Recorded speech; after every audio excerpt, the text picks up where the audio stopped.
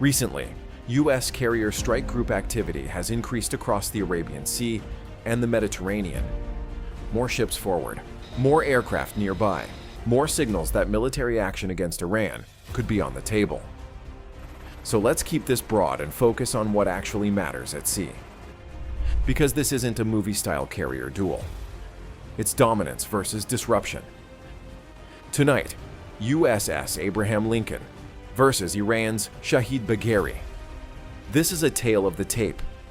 Size, aircraft, drones, weapons, defense, staying power, and what it means in a crisis. One key point up front. Iran's Shahid Bagheri is not built to beat Abraham Lincoln in a clean head-to-head carrier duel. It's built to create friction, force reactions, and complicate operations. Round 1. Platform basics. Size, speed, purpose. USS Abraham Lincoln is a U.S. nuclear-powered aircraft carrier. About 1,092 feet long and often cited around 104,300 tons full load. It's a floating airbase built to launch and recover high-performance aircraft day after day for long deployments. Now Iran's Shahid Bagheri. Bagheri is a converted ship built for drones and regional pressure. Sources often describe it around 240 meters long, with displacement reported around 42,000 tons. Simple summary: Lincoln is global power projection. Bagheri is regional disruption. Round 2. Aircraft and drones. Who flies what? On Abraham Lincoln, the core flying pieces look like this. F/A-18E and F Super Hornet, the main fighter and strike jet. This is the workhorse of the carrier strike group. There are typically 3 squadrons of 10 to 12 Super Hornets. There is also a squadron of 10 to 14 F-35C, Lightning II stealth fighters. There are typically 5 to 7 EA-18G Growlers, the jammer jet that disrupts radars and communications. There are also 5 E-2D Hawkeye, the radar eyes in the sky that help spot threats early and direct friendly aircraft. There are typically 5 MH-60R Seahawk helicopters for sea surveillance and anti-sub tasks, as well as 5 to 6 MH-60S Seahawk helicopters for logistics, utility, and rescue. It's a team, different aircraft, different jobs, one coordinated system. Now Bagheri. Sources say the public reveal showed several drone types on deck. A Babel 3, N-carrier drones, workhorse drones for watching sea lanes and tracking patterns. A Mohajer 6 drone, often shown for surveillance and sometimes light strike. Homa VTOL drones, vertical takeoff and landing, useful for flexible operations. And a stealth-style drone called the JAS-313, which can still complicate identification even if its stealth claims are debated. Sources also say helicopters were shown, including Bell 206 and MY-171 types. These are utility aircraft, transport, support, moving people, and equipment. Now the swarm piece. Sources say Bagheri can deploy over 30 fast attack craft from inside the ship. That matters because small, fast boats can create multi-direction pressure in crowded waters. Harassment runs, quick threats, and forcing a bigger fleet to stay defensive and keep distance.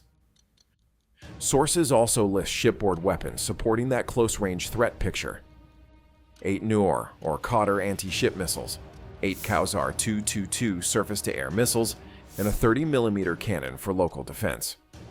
Some reporting claims capacity figures as high as about 60 drones and about 30 fast boats, but sources vary. Either way, Bagheri's strength is persistence, unmanned aircraft overhead and fast boats nearby, creating constant pressure. Round 3. Weapons, what they are, and why they matter.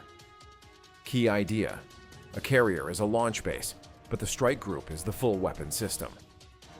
From the air wing, you'll hear names like AIM-120, AMRAAM, longer-range air-to-air missiles, AIM-9X Sidewinder, short-range air-to-air missiles, JDAM and paveway guided bombs, AGM-154, JSOW, a standoff glide weapons.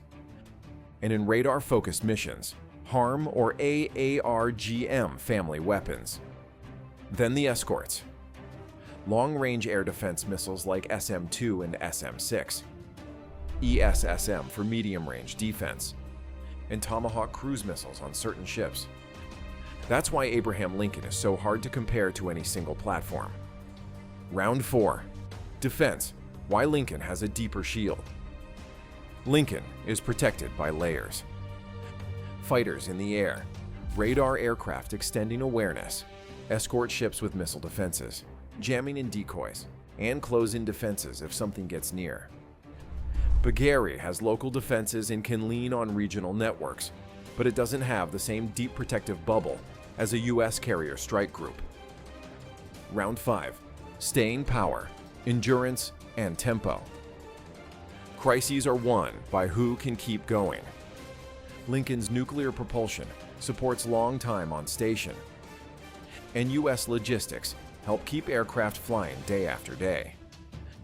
Bagheri is strongest closer to home networks, where it can keep drones and small craft in play and sustain pressure over time. Round 6. Core truth. Dominance versus disruption. Bagheri is not built to win a direct carrier fight. If this becomes classic high-end warfare, Lincoln's side has overwhelming advantages. But Bagheri can still matter by imposing disruption. More drones, more tracks, more alert time, more expensive defensive decisions in a politically sensitive region. The question isn't who wins a clean duel. The question is who controls tempo under pressure. Now picture this, what it looks like in a real crisis. Tensions rise, shipping risk spikes, and the region gets crowded fast. Lincoln arrives to signal deterrence. Bagheri positions to keep drones active and fast boats ready. At first, nothing explodes. But drones show up in patterns that force constant choices. Surveillance or strike, routine or probe. On the U.S. side, the response is steady but demanding. More fighter patrols, tighter radar coverage, more jamming. Escorts shifting to cover the most dangerous directions. Quick reality check. If Bagheri launched a clear direct attack, it would become a top priority target, and the response would be fast. So the real danger is the gray zone, drone pressure, fast boat harassment, and political risk from close encounters. Most likely, it ends in a tense standoff, not a clean knockout. Now, the final scorecard.